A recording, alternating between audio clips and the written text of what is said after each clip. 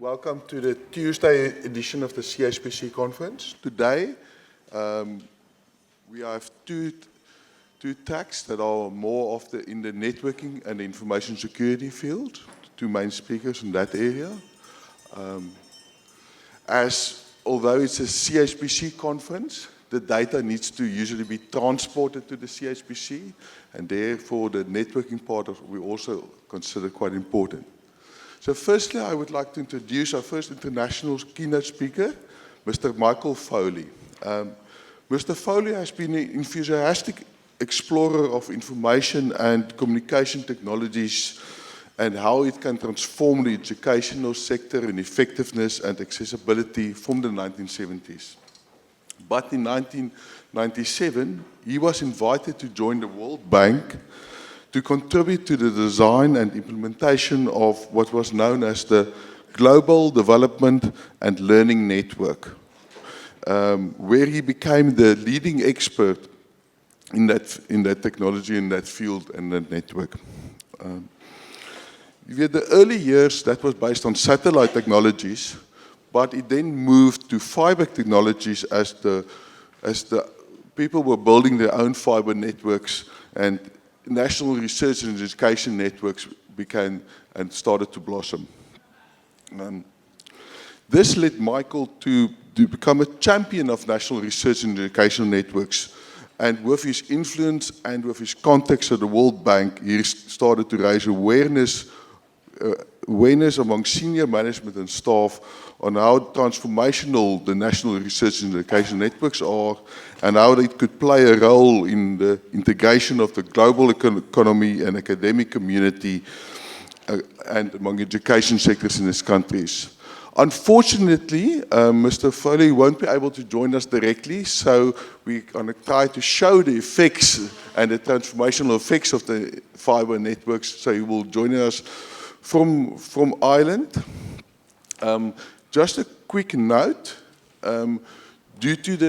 to prevent feedback when we're going to ask questions, it's going to be there might be 1 or 2 seconds delay when we switch from this mic to his mic.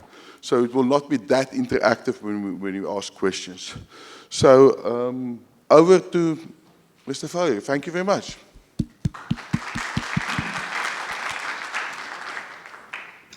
Thank you, Renier. That's a nice introduction. Thank you very much indeed to give that up background. And thank you for the invitation to speak. And unfortunately, due to family commitments here, I had to stay at home. I'm actually speaking from Belfast in Northern Ireland, although I live in Dublin. But thank you. I'm really honoured to be able to speak to you all today. I have to kind of humbled really because you're all experts in high performance computing, and I'm not a computer expert, nor actually am I a network engineer either. I'm a user from way back, and I saw the potential and the need for good connectivity, as Renier explained. So when I saw the fiber optic submarine cables coming down around both sides of Africa, I was trying to persuade my colleagues at the World Bank that now is the time to fund the new emerging NRENs that were beginning in Africa. And their response was that the manager's response was, well, we don't know what's happening. We need a baseline to know what is the status. So this is what I will be basing my talk today is making a case for NRENs. The next slide, please.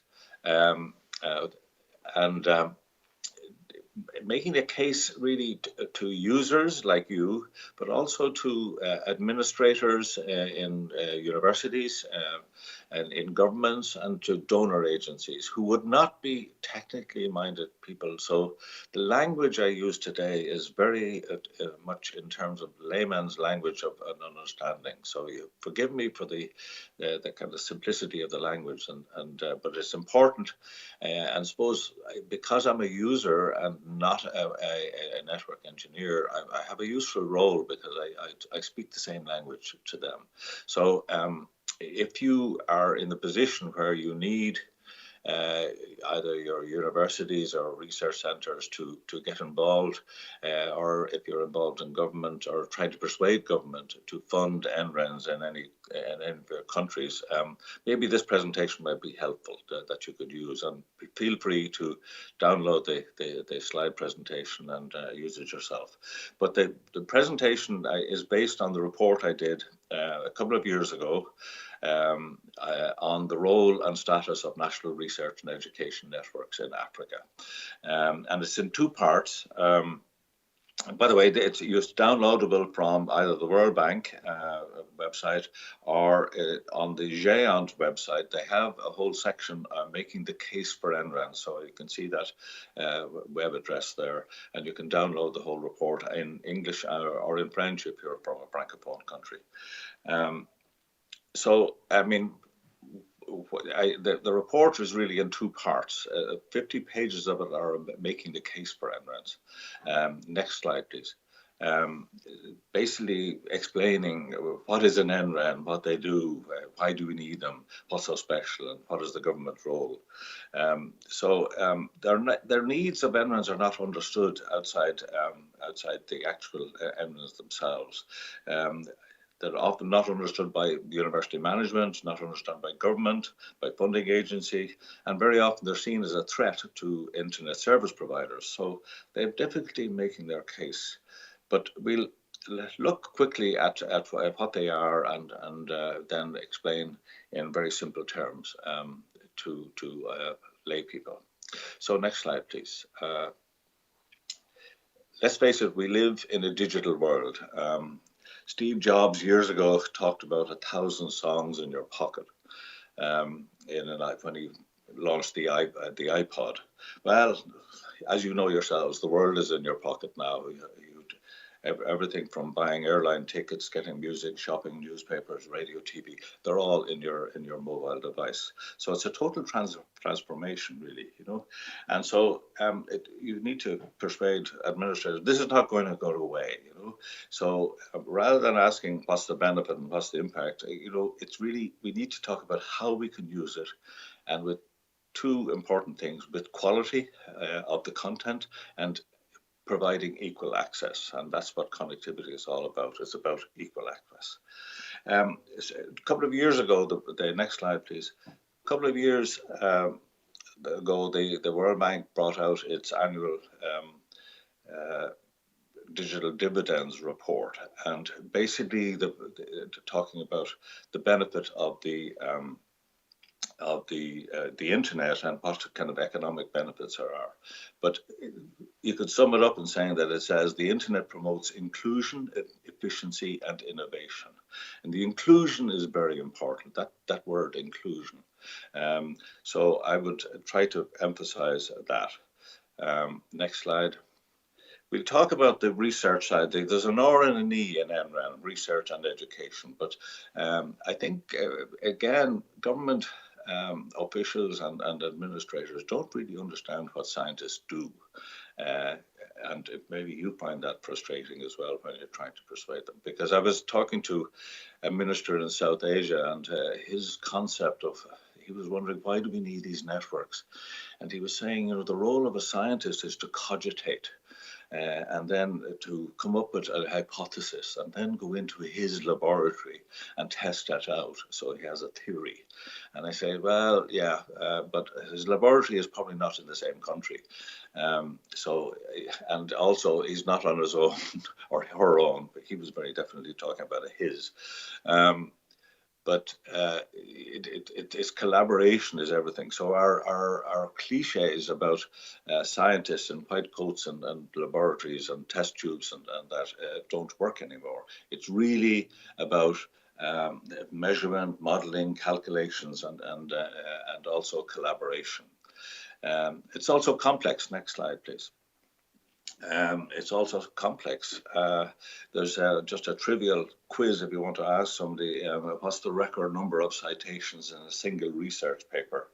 Well, there were 5,000, over 5,000 in the LHC Large Hadron Collider research paper on the Higgs boson. So you know yourselves, you need collaboration, and therefore you need connectivity. This is really a simple concept, but you need to get it across, the need for this. So scientific research is by necessity a collaborative exercise between specialists, hundreds of institutions across the globe. They're connected by high-speed communication links, sharing the huge volumes of data and shared advanced instrumentation. You know all of this kind of stuff is out. But fundamentally, next slide, if you are not connected, you will be excluded. Next slide. Oh, sorry, I've been racing ahead actually. So you can actually bring the next slide up as well. There we go. So you all know this. You need to collaborate, and you need to collaborate across borders, and therefore connectivity is really important. But if you're selling the case for an NREN, high-level research and high-performance computing may seem as a minority sport, in a sense, in a country to a Minister of Education. He or she sees the education part, the E. So you need to sell the E part, the education part. So next slide. So how do we do the E in education? Well, next. Teaching and learning in the digital age has kind of 9 trends, and these are summarized here. Mobile is where it's at, and the concept of bring your own device. So we used to have computer labs for students would go to access the internet, etc. But now is really the infrastructure in the campuses. A lot of it is Wi-Fi or mobile devices, and they bring their own device. Research in Kenya just recently, way back in 2013, found that 50% of students in Kenya had their own device, which is extraordinary development. Admittedly, Kenya is unique in terms of its advanced networks and access. So all of these things that you can see here on the screen is the way teaching and learning is going in the digital age, and we need to respond to that. Next slide. We can agree, therefore, that the internet and connectivity are vital for science and for education, which is the engine of innovation. So we need to ask ourselves that, how do we organize that? Do we just leave it to a free-for-all in the market, just hire an ISP and pay their fees, etc.? Or do we have an agency to manage that? And I would define it as an agency that comes from the IT community of the universities, that is trusted by them, and that is not profit motivated.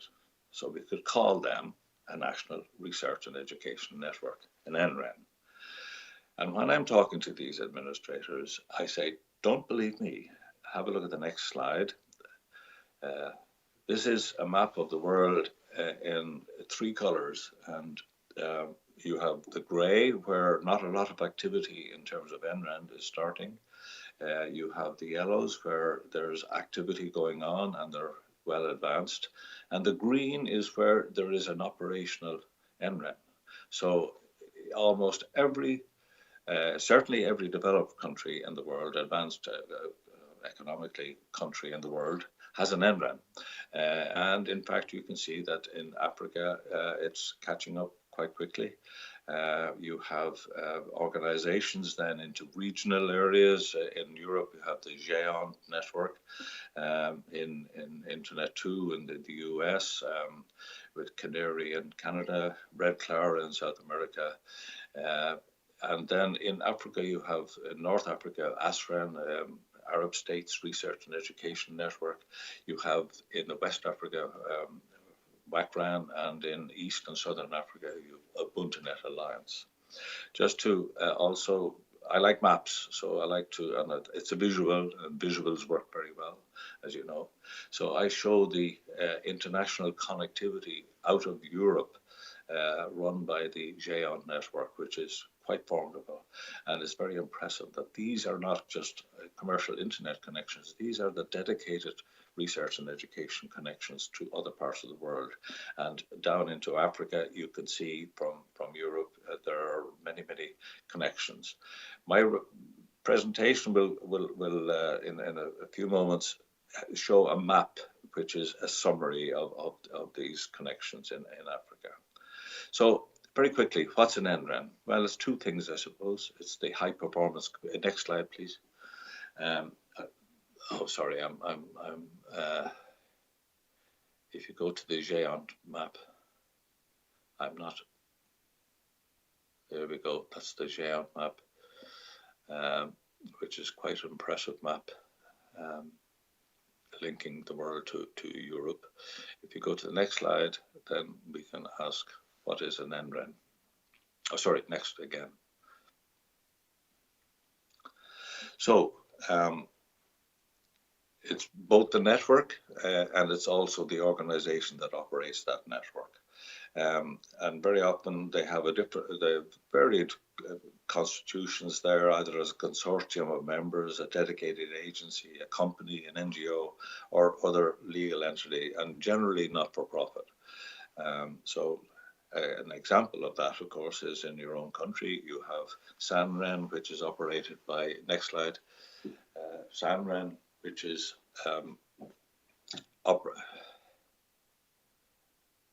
next, please. Okay. SANREN, which is operated by TenNet, and most of you are familiar with that, of course, but nice map too. I love maps. So let's ask the question, what does an NREN do? Next slide. It's not only about infrastructure, and I have to say that a lot of donors don't like to talk about infrastructure, but so you need to talk about the services. And its primary service is to actually lease the capacity on fiber infrastructure. They tend not to build their own infrastructure, but they lease it long term, generally now through dark fiber, and provide the connectivity to its institutional clients. It's like an ISP, but of course the bandwidth offering is not shared like an ISP does. So it's a one-to-one contention ratio, so you must have much more reliable connectivity. Next.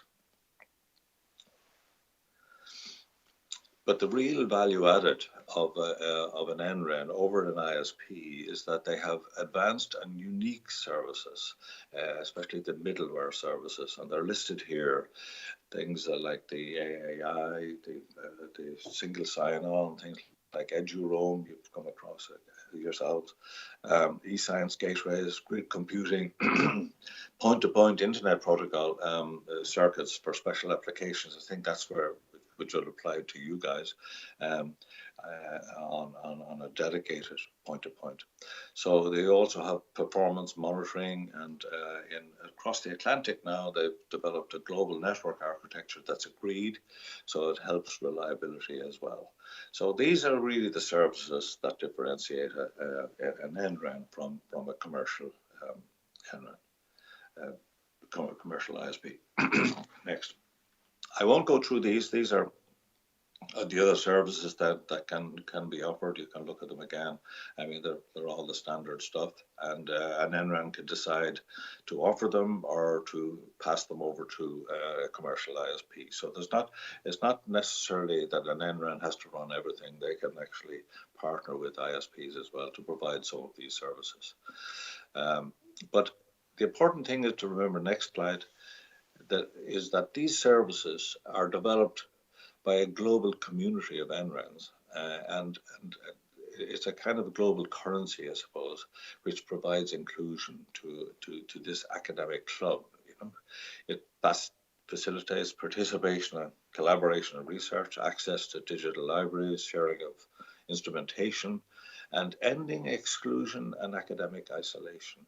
I think this is important. I remember I was in Afghanistan talking to a minister of higher education, and he listened politely, and at the end of it he says, "Michael, this is wonderful for peace."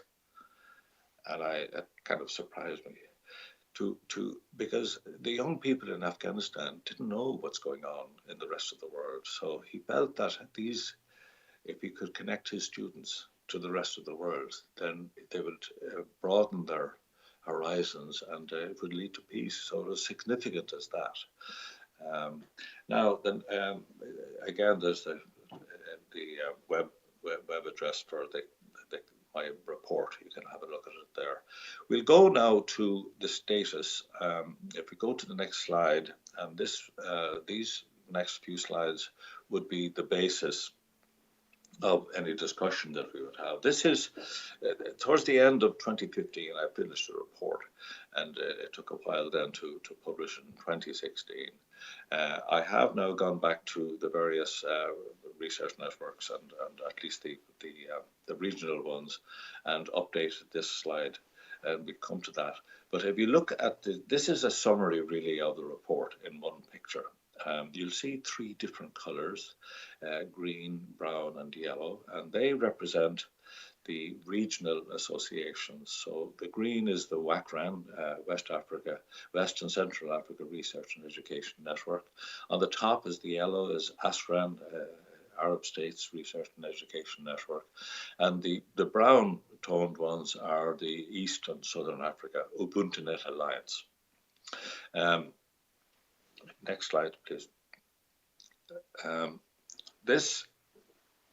The program for developments here is really driven by the Africa Connect program. I'm not sure how many of you have heard of this.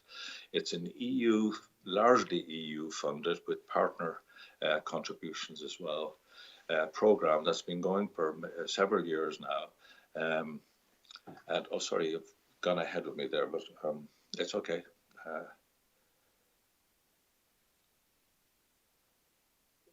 The color tones that I had thank you. The color tones I have there are levels of development of the NRENs. You can see that the lighter colored ones are the more advanced. You can see South Africa is a very light colored one, so is Kenya. And up in the north, you have Algeria and Egypt. And then things brightening up in West Africa as well.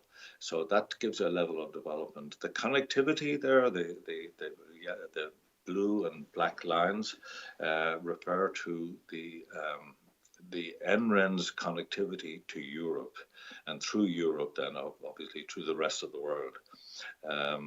The blue lines are the connectivity by the NRENs themselves, and the black lines are through the UbuntuNet Alliance linkages dedicated. These are not internet connections now. These are, and they have many internet connections as well, but these are the dedicated connections between countries and between the regions and Europe.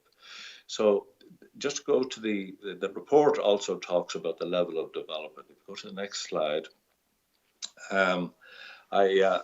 Duncan Greaves of your own TenNet used the capability maturity model, which is based on the IT industry's capability maturity model, and he applied this to NRENs, which I found very useful. So I've used it in the report. There are 7 levels, beginning with 0 and going to 6, and so you can see these. From early starts, there's no NREN, no awareness, right up to level 5, where the first NREN to REN international links are established. And then the NREN begins to offer the REN-specific advanced services that I talked about earlier. So if you apply those, this will give you, if you go to the map now again, next slide. If you go to the map now, you can see then at a glance roughly where the advanced work is happening. Now, this is 2015. So if you look at the next slide, I've updated the international connectivity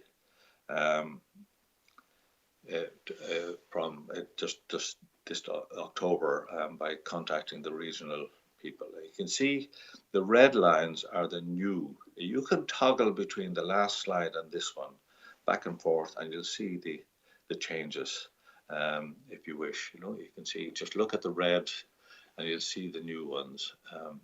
Some of it is brand new connections, others are extending the connectivity by extra bandwidth. So you'll see the differences there. Zimbabwe is now connected, and the links are consolidated as well. There's a new link with Malawi and Somalia. I was glad I was able to push for that within the World Bank. It was a World Bank project that was going on in Somalia, so I was able to get an NREN aspect put into that. And you'll see in the green area, in the WACRAN area, there's connectivity from Lagos to London, and also from Ghana, from Accra. Now, the Ghanaian NREN is connected through that all the way to London. Unfortunately, the NGREN in Nigeria is still not connected, and this is a big issue in West Africa. The connectivity prices, the price for fiber is very high still, and it's a bit of a stumbling block that everyone is trying to address. So this is the Africa Connect 2 project.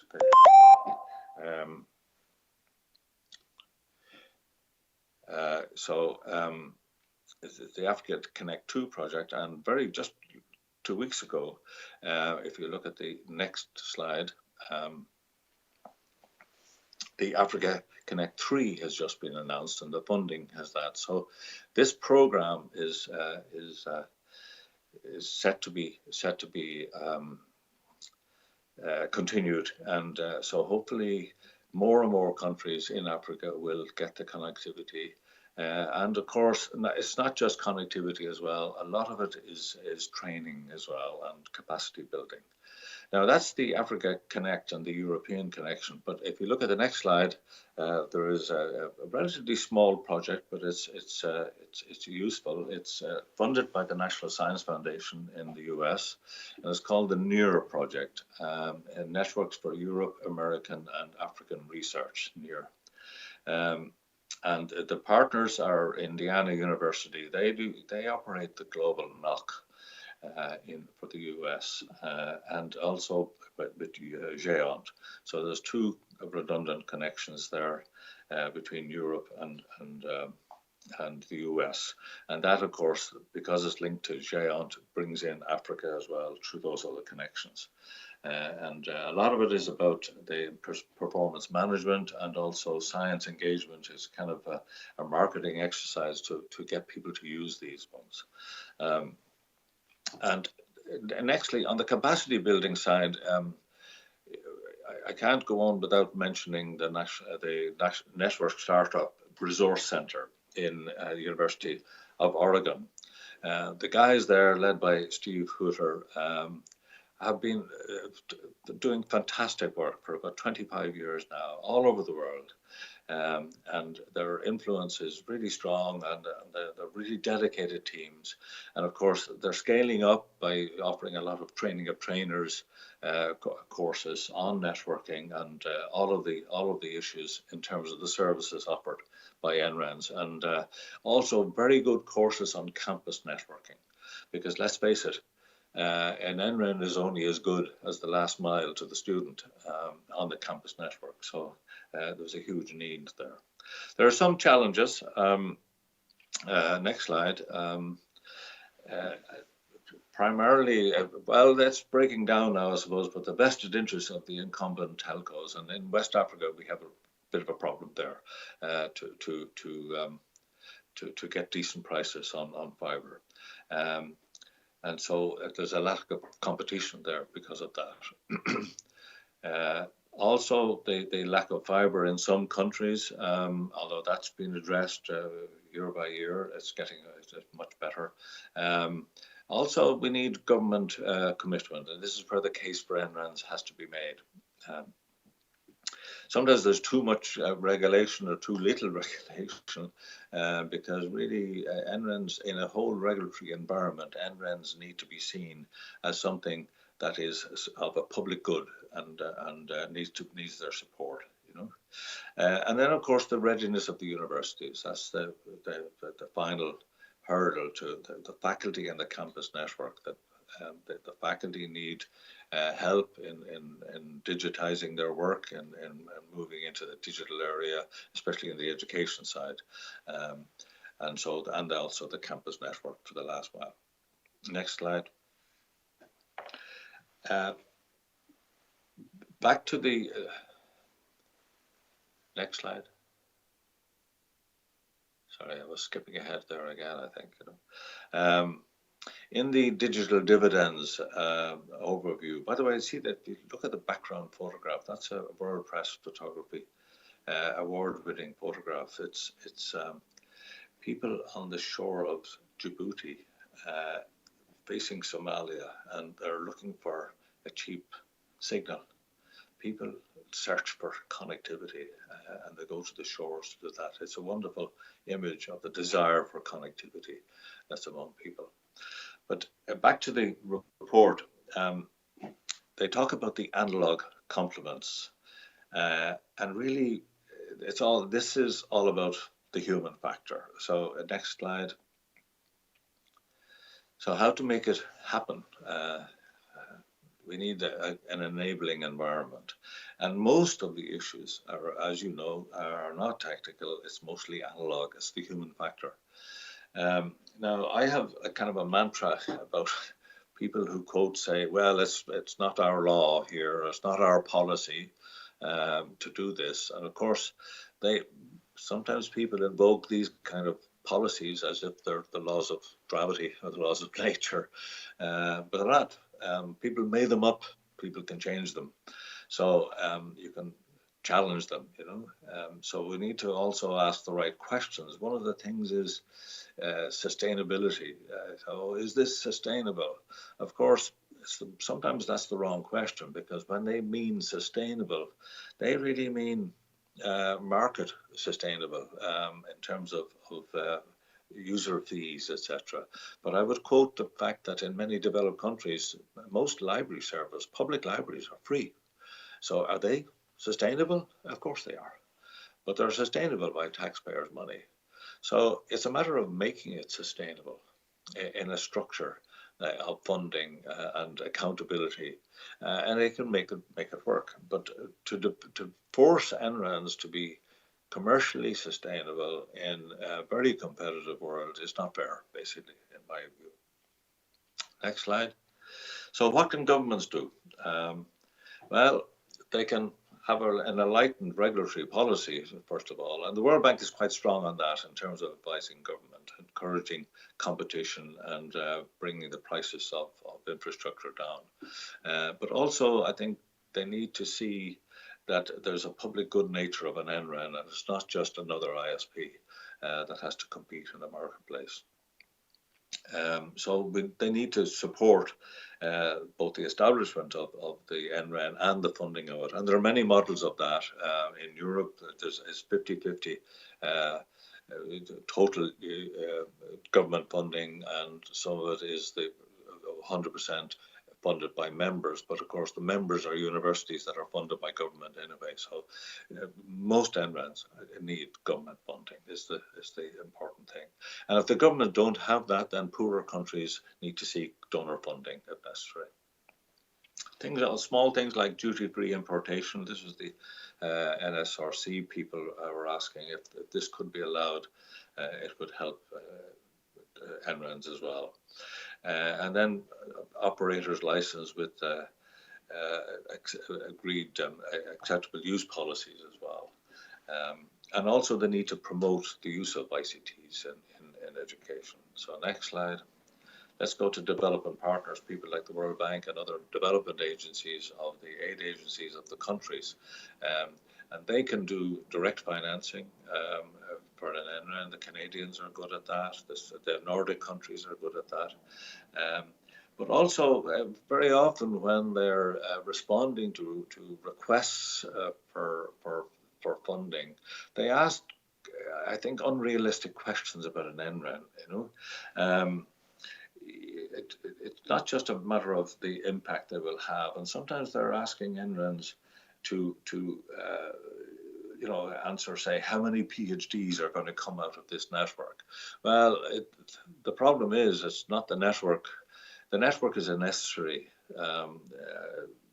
basis for this, but it's not sufficient. Too many human factors come in here, the analog factors come in here. So it can be unrealistic sometimes in what they ask NRENs to say what will be the outcome and the impact.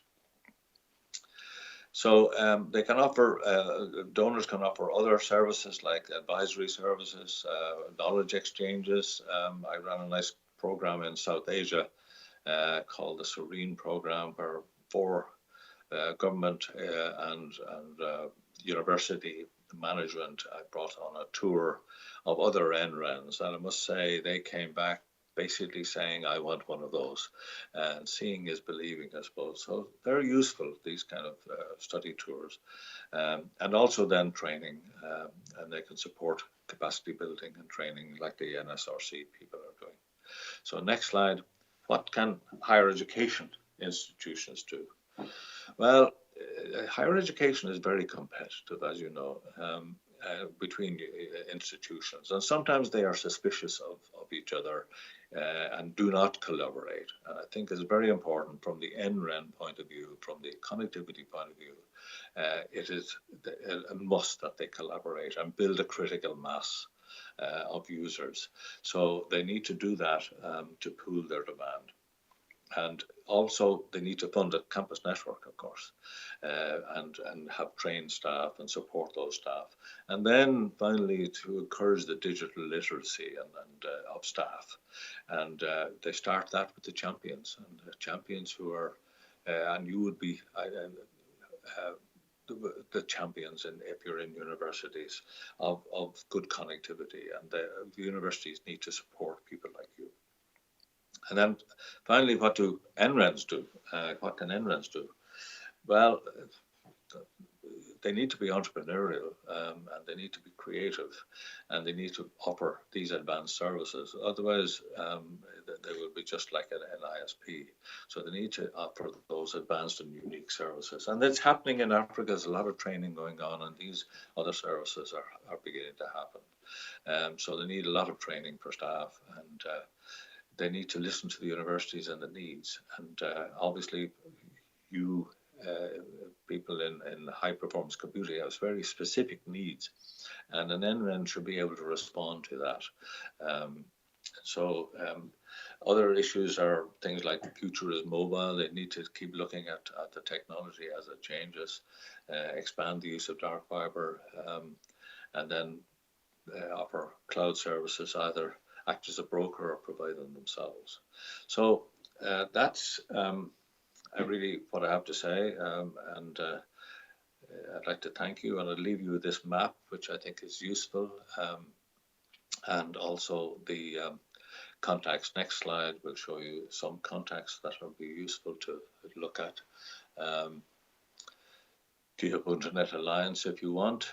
I would say I would suggest you download the report, because it gives country by country reports as well. Some of that would be a little out of date, but the contacts are there for you to actually address a particular need that you would have to connect to a particular institution, which is probably what you want to do.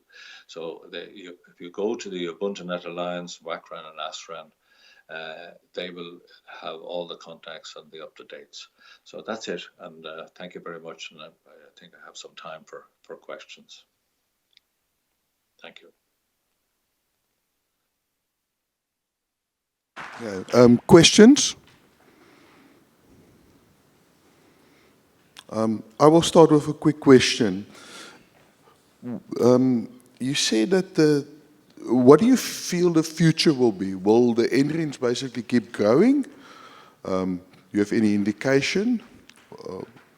what the future will be for the NRENs. This maybe the long-term future. Thank you. Okay. If you need to. Okay. Actually, the people in GEONT and what was originally Turina as well have been looking at that, that they need to continually address their position in all of this, and they need to continually change. And so they do have they have a program called Aspire of what NRENs need to do to keep up to date. And of course, they need to always be able to offer particular services. As I say, the infrastructure is changing all the time, and a lot of the unique services are now commodity services by ISPs. So they need to respond to those. But I think a one-stop shop for universities and researchers is very useful still. So I think while they may change, I think the actual institution of the NRENs would survive, I think. And it needs the support of people like you, of course. Okay. Okay, thank you. Sorry, we have a question here. Just hold on a second. Yeah.